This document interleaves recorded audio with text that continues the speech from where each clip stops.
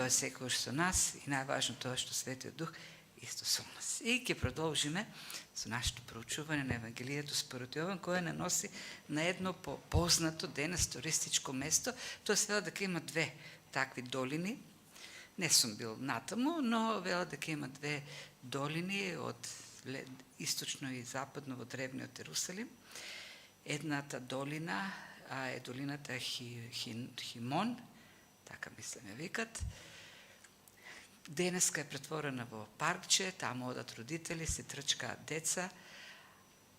А во древноста тоа било местото каде што јудеите своите деца ги принесувале во жртва на паганските богови. Другата долина пак е, велат, насадена со древни, со стари дрва, кедронови дрва, која смета дека е всушност таа гециманска градина, која во која се случува тоа древно дејство што го прочитавме и каде што ствари Христос е врзан или буквално зборот е окован. Зашто му се ставени окови и синџири на раците. И таа цела вечер тој ќе ги носи тие синџири на раците. Денеска, веројатно, пријатни туристички места, меѓутоа асоцираат на една темна вакво темно минато, темна древност. И ова случка со оковувањето на Христос многу наликува на оној митот за Прометеј, нели?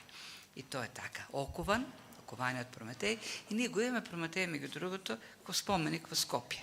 Делото на проект Скопје 2014 ни стави и споменик на Прометеј и на почетокот според оние класични антички стандарди за скулптури и Прометеј беше поставен гол, зашто тоа е стандардот.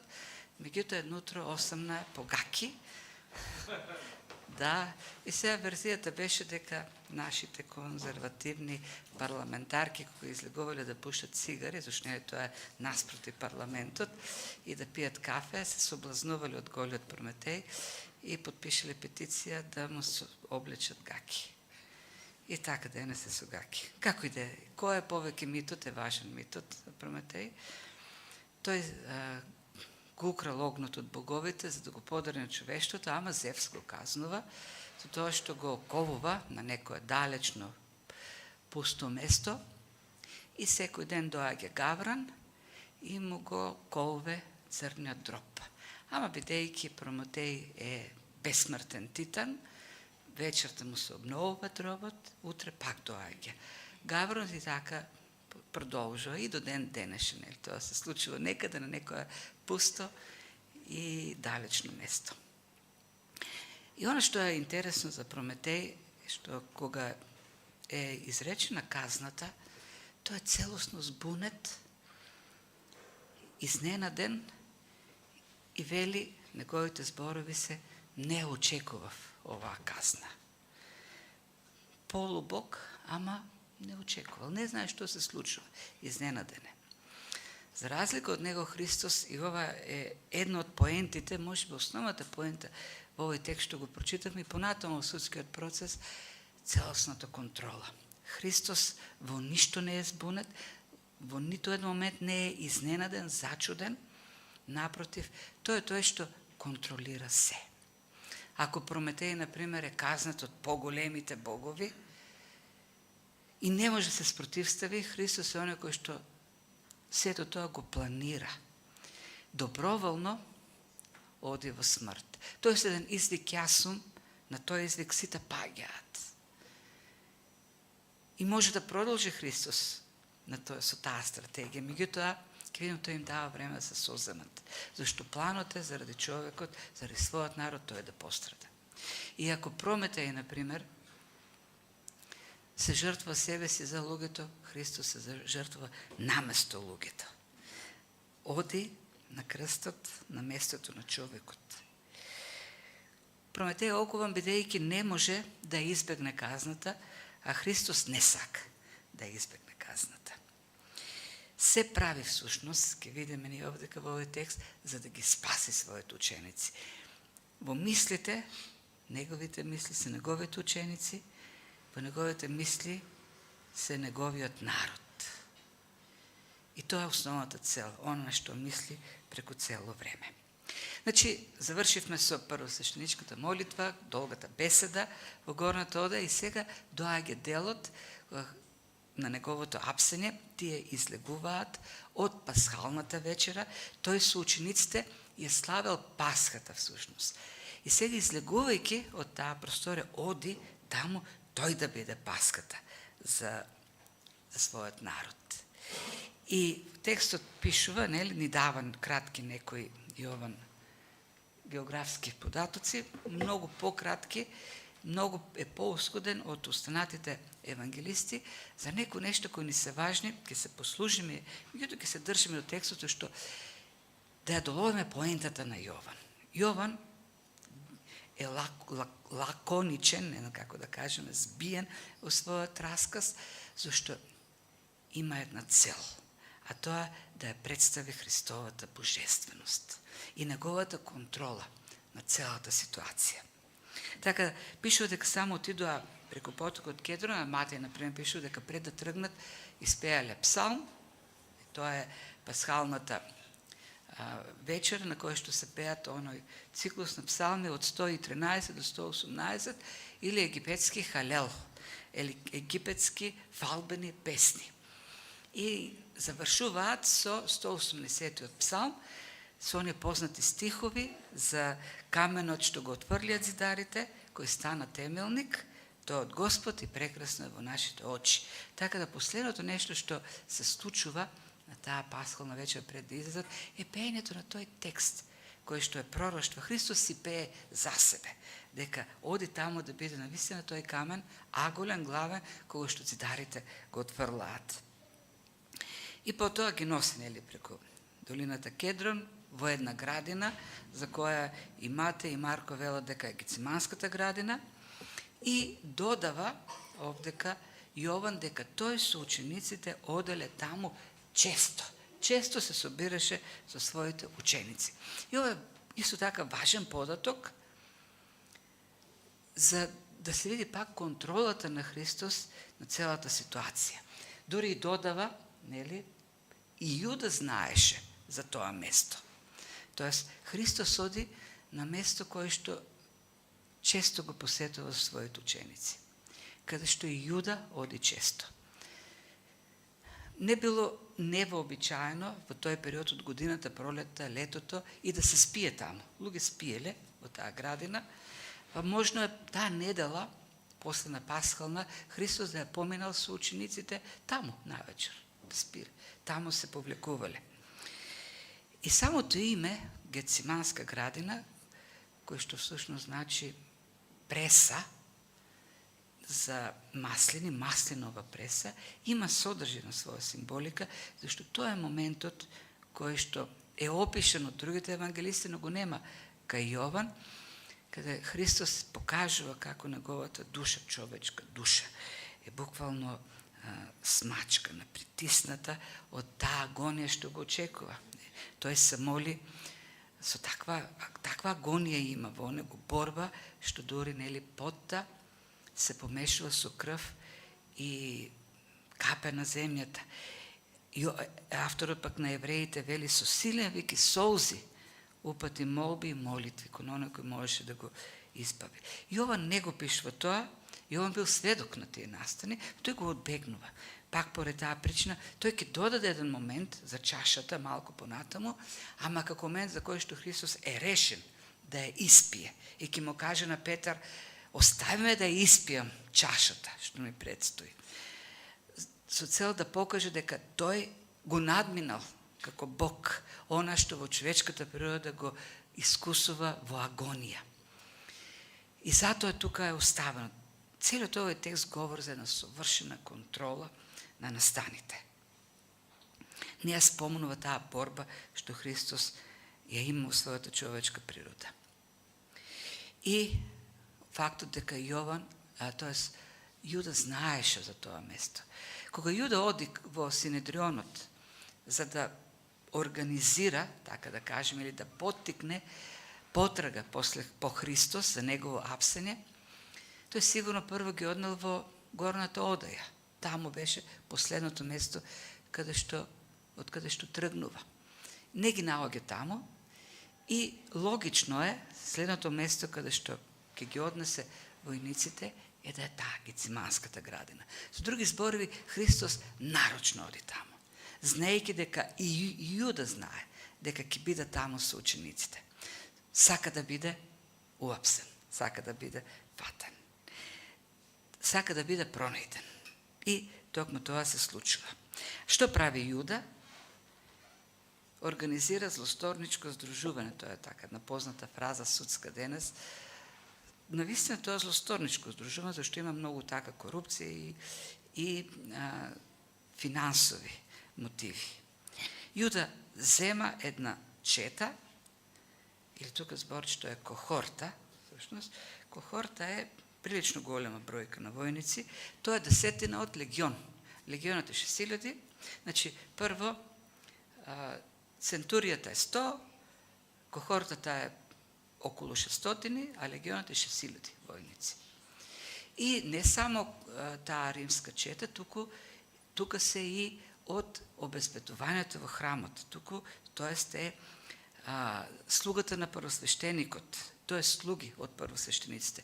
Тие се обезбедувањето во храмот, кој се состои од левити.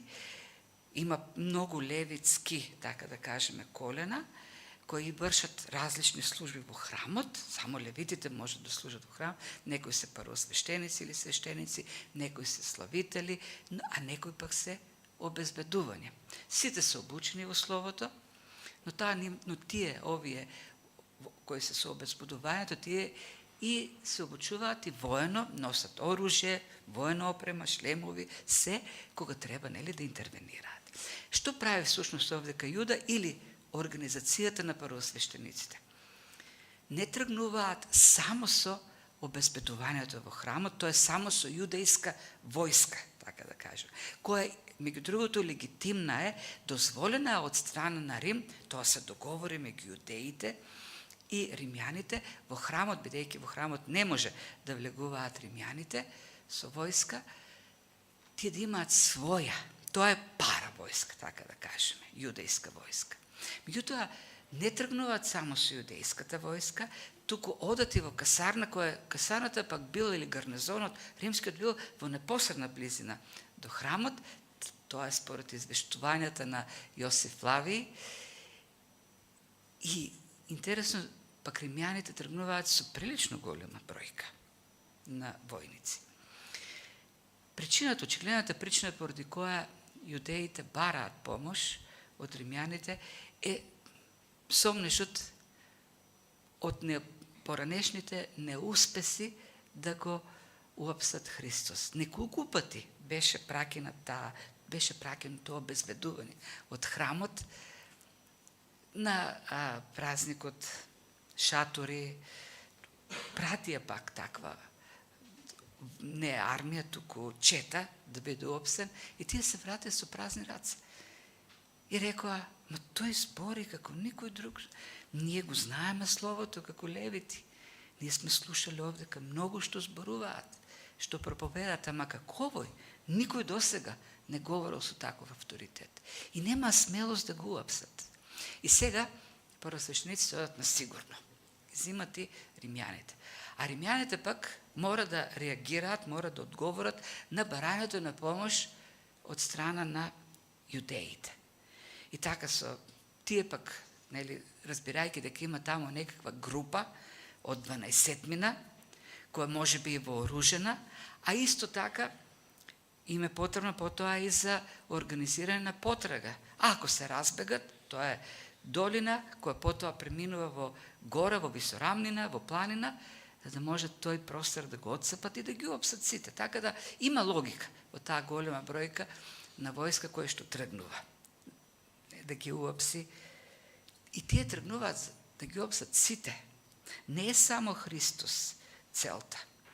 И учениците се цел. Меѓутоа, ќе видиме како Христовата контрола на целиот настан всушност го свртува вниманието единствено кон него. И така, и Јован, кој што е пак љубител на користење на символи, на духовен јазик, така да кажем, потенцира дека тие доаѓаат со светилки и со фенери. И се преводот не е најдобар. И што друго? И оружје, фенер и светила. Сега, што е разликата меѓу фенери и светила? Фенер е светило уствари. А светилата, уствари зборот е факли, огнови. Доаѓаат со фенери, доаѓаат со... А едните и другите пак се огнови. Зашто и фенерите гореле со огнови, со масло. Кој е символ? И оружје. Доаѓаат опремено, организирани. Оружјето овдека е така најинтересното и од тука натаму имаме една цела пародија на настани.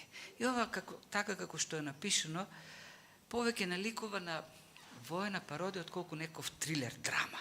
Зашто ќе видиме редица на комични настани кои се случуваат. Самиот целиот настан е комичен, доаѓаат луѓе да го опсат Бог, Бог да го стават во синџири.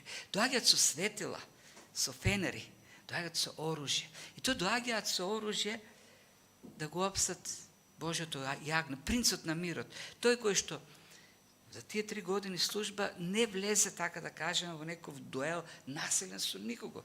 Зашто тој дојде како принц на мирот, донесе да водвори мир. И доаѓаат со светила да ја барат светлината. Така, абсурд. Наместо да дојдат кај него и да побарат светлина, тие доаѓаат со светлина. А Исус пак, и сега тука е, нели, ова основното, знаејќи се што ќе стане со него.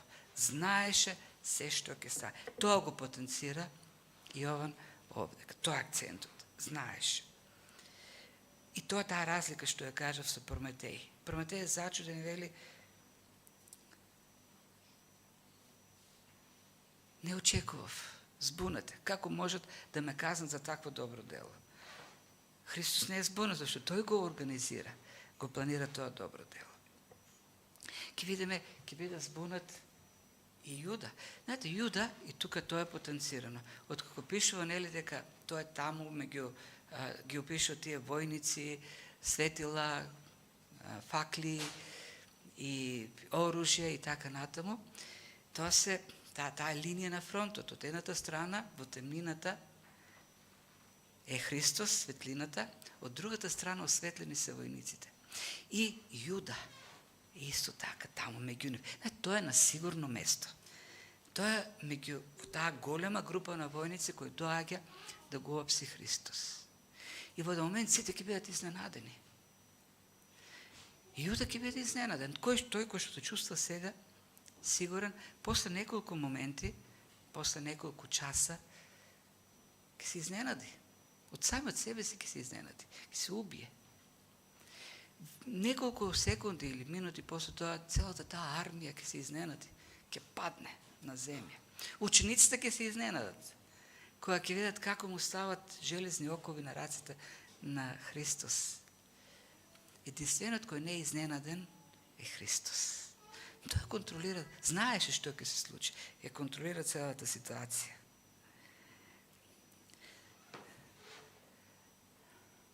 Вие се изненадувате ли во животот? Да ви кажем, јас се повеќе се изненадувам. Се повеќе од себе си се изненадувам. Се изненадувам дека остарев, мислев дека никој пат нема да остарам. Се изненадувам од тоа како реагирам на многу ситуации. Разбирам дека не се познавам доволно добро, само од Краси не се изненадувам. Сабајле за тоа се смеевме. Станува Сабајле и почнува да збори за маки што ги има, додека се развежи, викаме, ова е исто големо изненадување за мене, имајќи во предвид младоста во која се наоѓаме. Да, се изненадуваме. Знаете што, ако сметаме на луѓето, ако сметаме на себе си, ако сметаме на оваа власт или на Европската унија, или ако сметаме на некои авторитети, ќе бидеме постојано изненадувани. Се изненадуваме, секој ден се изненадуваме. Знаете, јас го гледам нашиот народ, Така, нашиот народ учи многу од нашиот народ, многу може да се научи од нашиот народ и од секој друг народ, зашто секој народ е таков, може да се учи од народот. Како се изненадва? 35 години ние само се изненадуваме од нешто. Пред некој ден имаше пак некој извештај, многу изненадени од тој извештај. Многу изненадени како реагирале бугарските политичари, многу изненадени како реагирале во Европската унија. Ами како може да реагира? Тоа е нормално реагира, нормално за човечкиот, за грешниот човек. И ние се изненадуваме постојано. Во Христос е нашата сигурност. Тој никогаш нема да биде изненаден.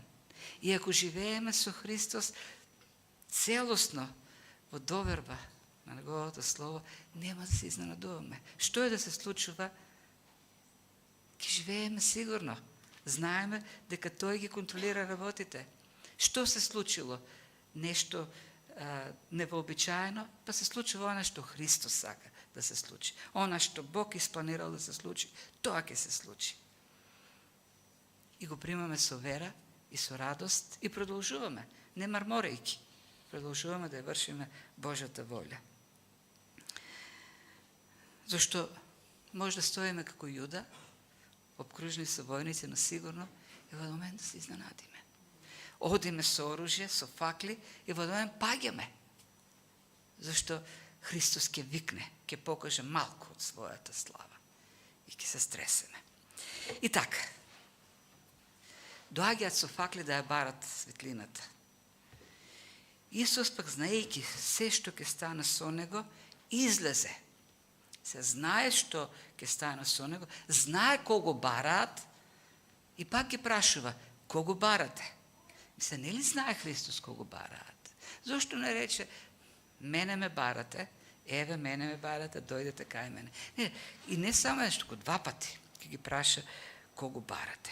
И пак ќе видиме, тоа е во контекстот на неговото съзнание. Всушност, не негово и съзнание, но и неговата контрола над се. Тој е сценарист кој што прави се да биде според неговиот план, како што тој испланирал. Вели, кого барате? И отио таму, велат Исус Назареецот. И тој вели, јас сум. И тоа целата фраза и како лична заменка, и како лична глаголска форма. Јас сум. Што не е вообичаено во древното говорење. Таму се користи само таа лична глаголска форма сум. Меѓутоа Христос се користи полната форма, целосната, како Бог. Јас сум. Јас сум оној што Пасха е, што ви изведе од Египет. Кога јудеите, кога првосвештениците, кога слугата на првосвештеникот, кога таа левитска армија го слуша тој јас сум и му декнува во ушите. Тој што говореше од грмушката. Тој што ги изведе од Египет. И не само тоа, мислам дека Христос овдека открива од својата божествена слава. Од својата божественост. Ама тој јас сум делува застрашувачки за римската војска, зашто тој што ги изведе јас сум од Египет, јудеите, ја прати во морето египетската војска. И на тоа викање, на тој извик јас сум, паѓаат сите. Со факлите, ова е комична, одат силни, наоружени, голема армија. И во еден миг сите паѓаат на земја. И за да стане јасно дека Христос оди по својата волја, им покажува малку, или Спрџен вели, малиот прст, или јас би дал дури ноктето од малиот прст на неговата божествена слава. А представете си ако целата дланка на божествена слава покажува, или целата рака, малку само покажува. И тие сите паѓаат. И Христос малку така поминува, тоа е таа драма овдека, која што е трагикомедија, им дава време да се исправат, да избришат прашината, да ги извадат, да го ножовите, оружјето, да ги земат пак, да ги кренат светилките и пак ги прашува. кого барате? Веќе разбравме кого бараат. Исус од Назарет. И ти пак повтора. В тој момент ти веќе кажавме, не. Тие збркани, збунети, изненадени, повторуваат Исус Назареецот. И тој им вели, ви кажав, пак јас сум, 3 пати се повторува, тоа јас сум.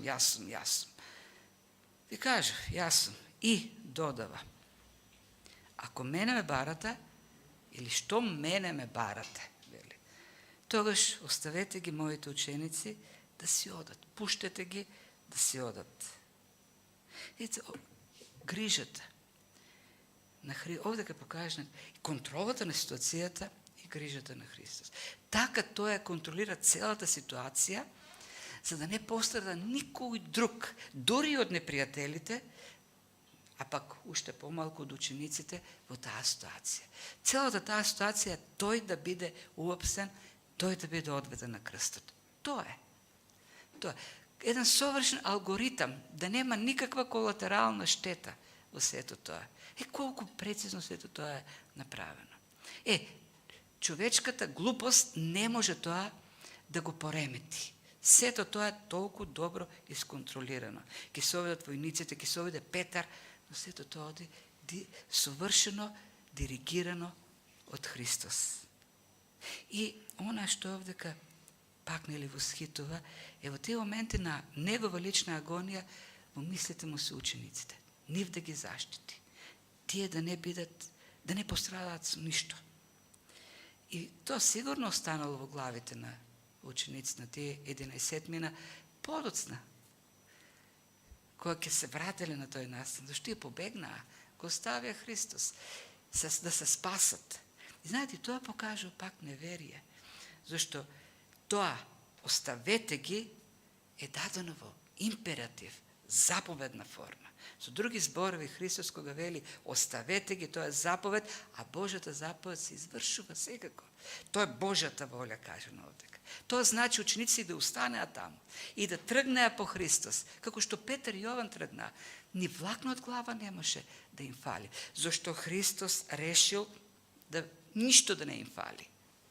Зашто тој каже оставете ги. Меѓутоа тие се разбегаа, збунети, изненадени, уплашени. Се разбега. Тука го гледаме Христос како нашиот првосвештеник, кој што се застапува за нас. И тој не само таму во Гециманската градина, тој постојано се застапува. Тој сега, во секој момент тој се застапува за нас, тој не дозволува да се случи нешто што не е по неговата волја.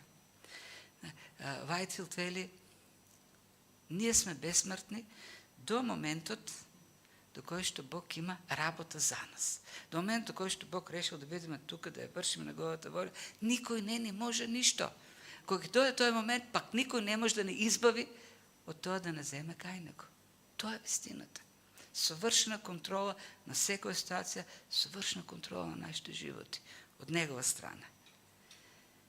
Се стапува за многу ситуации кои дури ние не ги знаеме во нашиот живот. Бог ги трга како опасности, товари, искушенија, предизвици. Бог сето тоа го контролира совршено. Многу пати ние се обидуваме човечки да избегаме, да се спасиме. Божјата воја, секако, не велам дека не треба да бидеме мудри и да размислуваме. Меѓутоа, нашите денови се изброени од Бог. Тој ги контролира нашите постапки, нашиот здив. Се сеќавам, 2001 беше, мислам, или 2000 година, кога беше војната. Албанците кога се кренаа. И до овдека, до Арачиново стигнаа. Беше петок сабота. И во нашата црква, тогаш во Конгрешанска, имаше многу мисионери. Одеднаш се организира ретрит во Грчка. Да, беше многу страшно. И тогаш ми кажа старешини од црквата, видите, имаш 2 мали деца, жена ти е трудна, треба и ти нешто да си бараш спас некаде, засолни се. Викам, јас немам пари да одам во Грчка, ама пак ако Бог решил да ме земе и тамо ќе ме најде, кај ќе се сокрием. И останавме, дојдоа, пола црква, дојдоа другите, кој у Дојран, кој каде, кој у Охрид, си побара за солниште. Ние ли ќе си го заштитиме нашиот живот? Кога дојде ковидот, јас сеќавам, повеќето, скоро сите цркви, без државата да ни забрани да се собираме, си ги затворивме црквите. За да тоа вирусче не убие. Да, си ги затворивме. Да се спасиме. Сега сеќавам, тогаш продолживме ние со исклучок на оне недел кога не смееше да се патува, кога имаше целосен локдаун. И потоа на собери на пасторите во црква Скопје, почна она жалене, тажне, нема сега, луѓето ги нема во црква. Да, ги научивме од дома, на интернет да гледат служби. А црквата во својата суштина, во својата дефиниција е заедница, собирање, заедничарење. Така, зошто кажемо, зашто беше постапката на учениците? Христос кажа таму јасно, за кого што Петар рече, ти си синот, ти си Месијата, синот на Севишниот.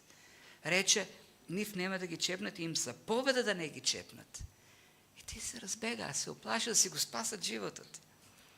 И така се сова впечаток дека тие преживеа затоа што избегаа. Не, тие преживеа и ништо не им фалише, зашто Христос рече, ништо да не им фали. Тој контролираше се.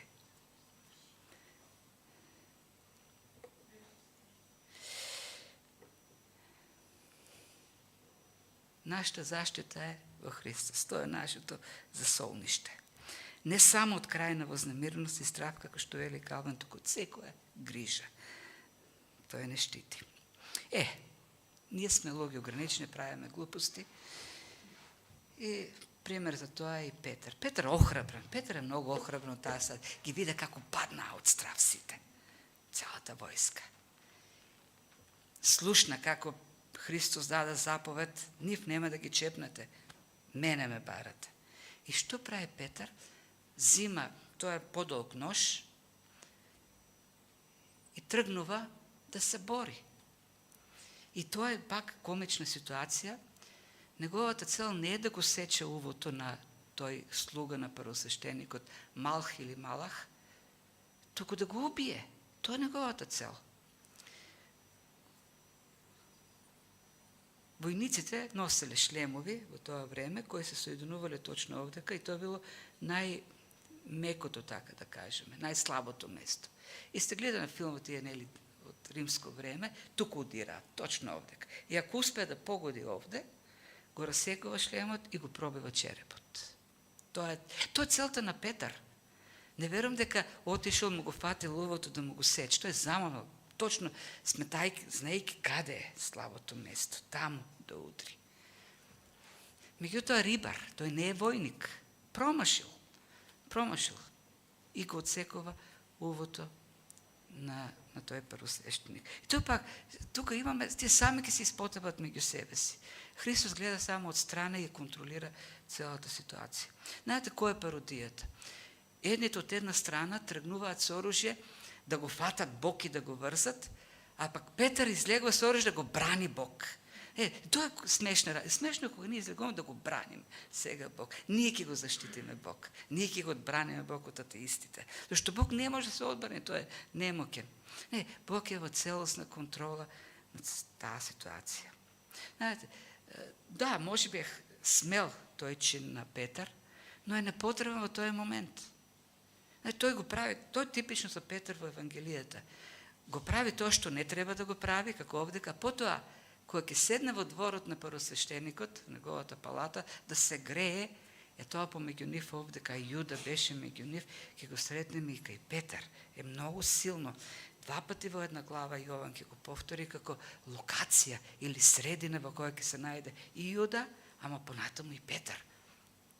Таму кога го праша, абе ти нели, ти не си, не, никако јас не сум со него, никако јас не сум од неговите ученици.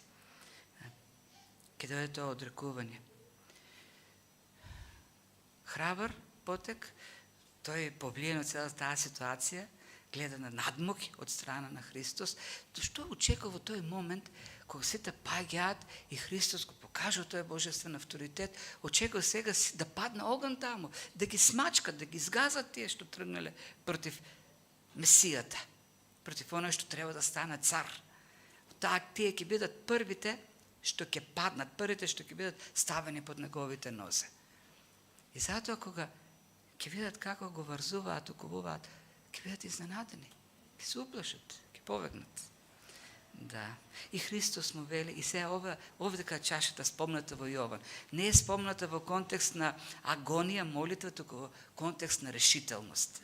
И вели, стави го ножот во ножницата, за да не испијам чашата што ми даде Отецот. Ето овде за разлика од Евангелијата на Матеј, каде што има агонија и молба да биде ослободен, да одбегне, овде пак имаме решителност.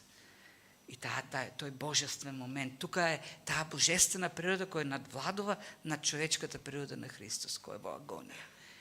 Решителност да испие чашата.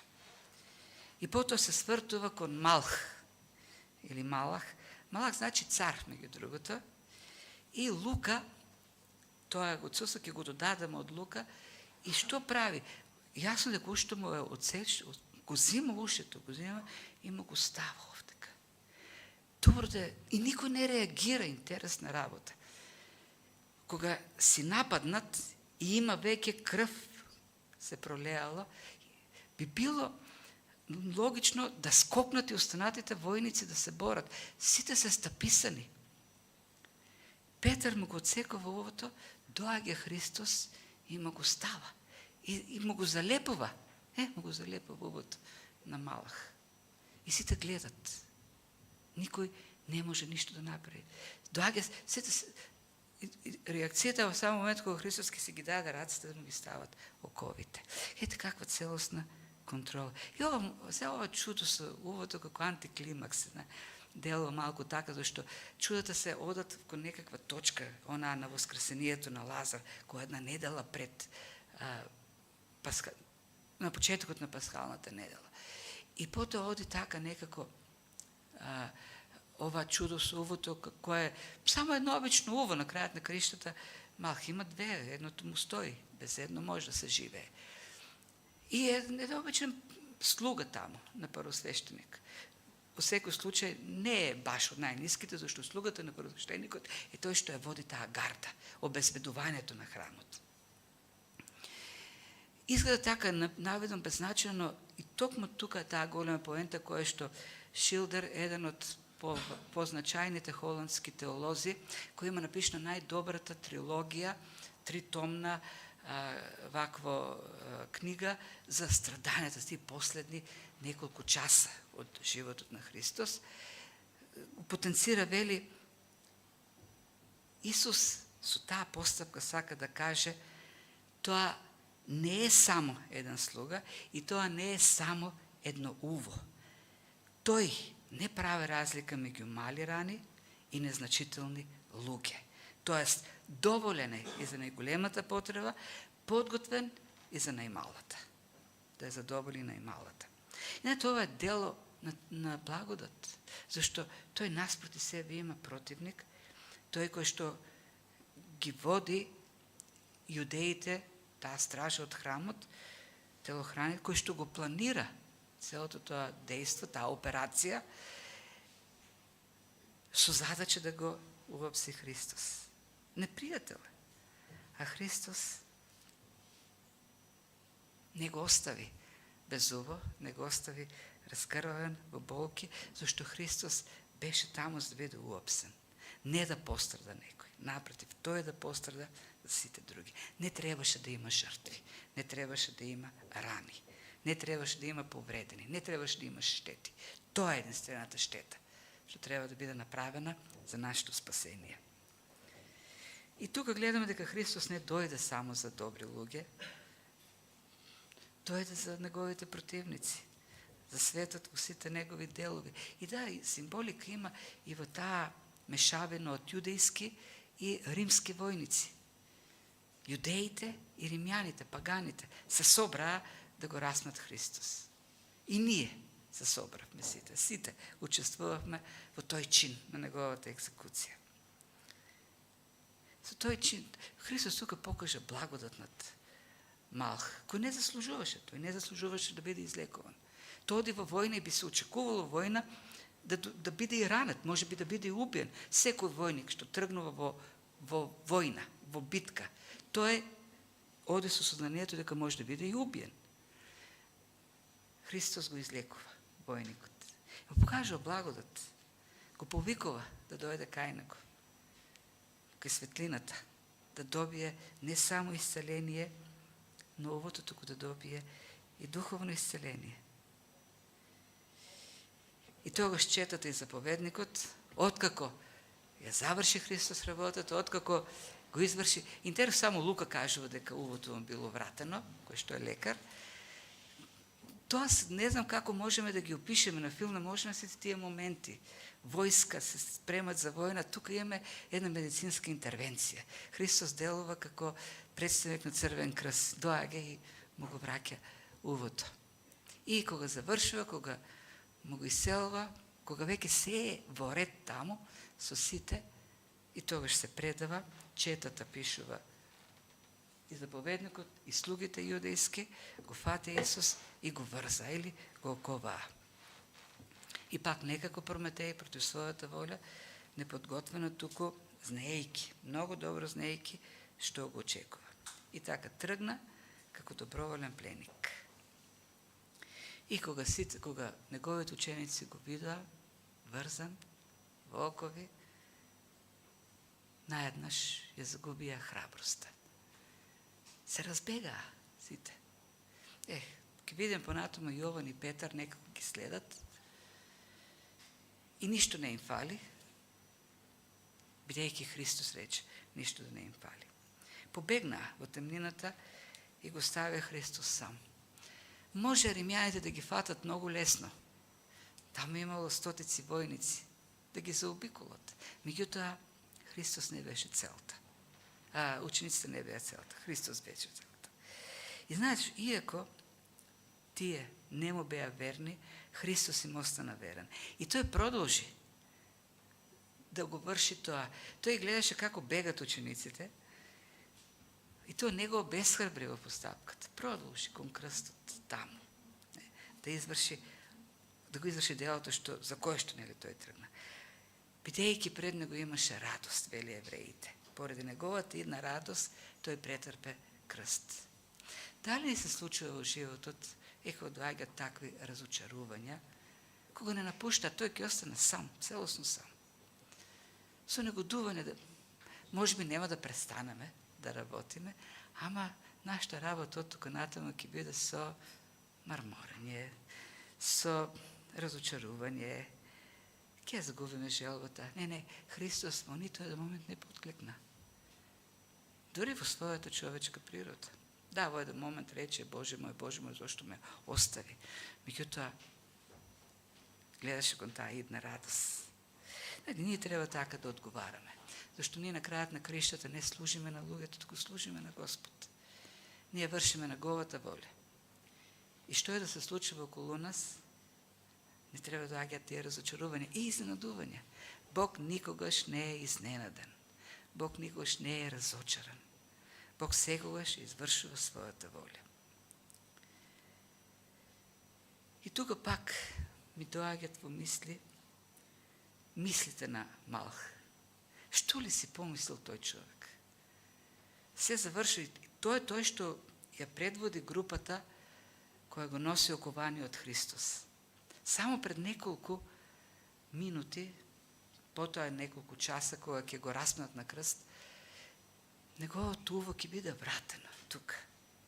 За миг ќе биде исцелено. Тој е во позиција на непријател, на оној што го апси и оној што ќе го екзекутира. Што ли мислел тој човек сето тоа време? Тој ми го врати увото. Очигледно не е обичен човек. Направи добрина кон мене. Покажа благодат кој не ја заслужувам. Не знам што си мислел. Молчи Словото на Бог. Но знаете ли, многу поважно е Прашањето што ние мислиме и како ние реагираме. Зашто и ние често сме поставени во ситуацијата на Малах или Малх, зашто пак, нели, во тој сојуз на евреи и на римјани сме и ние вклучени како како грешни луѓе кои учествуваа во апсењето и распнувањето на Христос со нашите гревови. И кон нас беше покажана таа благодат. Заради нас Христос беше таму на крстот. Како реагираме во различните ситуации? Го предаваме ли? Бегаме ли? Кога ќе дојде опасноста? Кога во прашање ќе биде доведен нашиот живот, нашиот интерес, дури и нашето его, многу пати. И ако победуваме во тие ситуации, свесни ли сме дека победуваме само бидејќи Бог ни дал благодат и кажал, нема да го чепкате него. Тој е мој, тој е заштитен. Над мене падна гневот.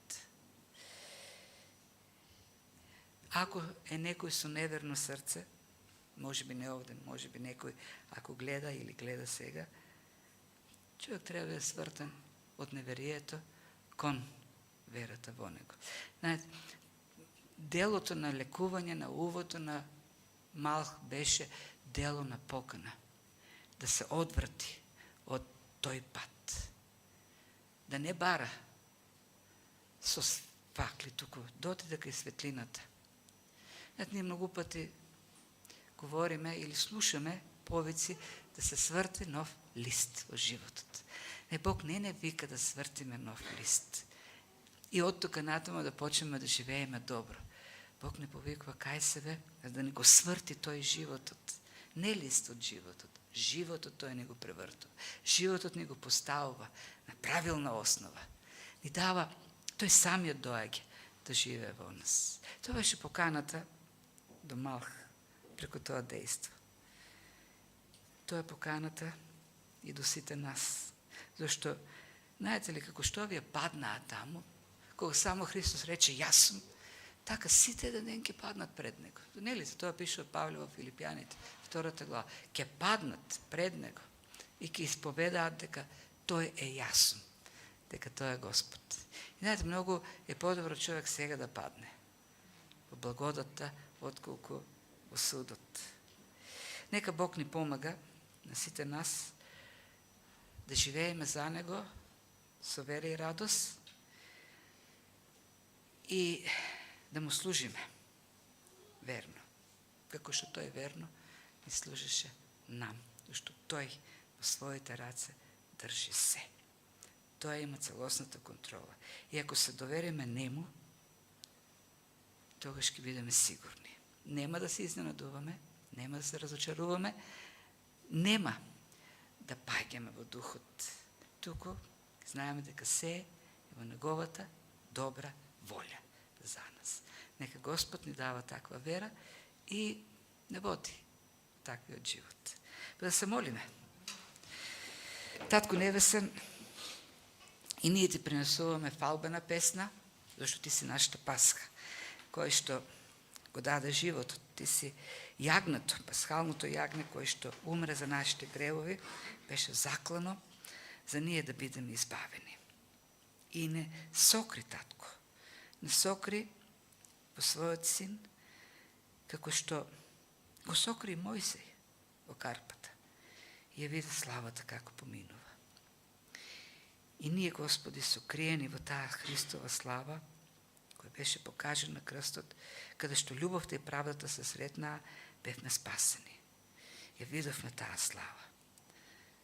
Славата преку жртвата на Христа, славата на Твојата голема љубов, која праведната казна на вечната смрт и осуда е излеја на Твојот син. И, Господи, не дозволувај така здраво за готово, со лесна рака да ги примаме тие работи. Зашто многу нешто во нашиот живот ги примаме така. Посебно не дозволувај да поминуваат туку така во нашиот живот тие големи благослови што ти ни ги даваш секојдневно.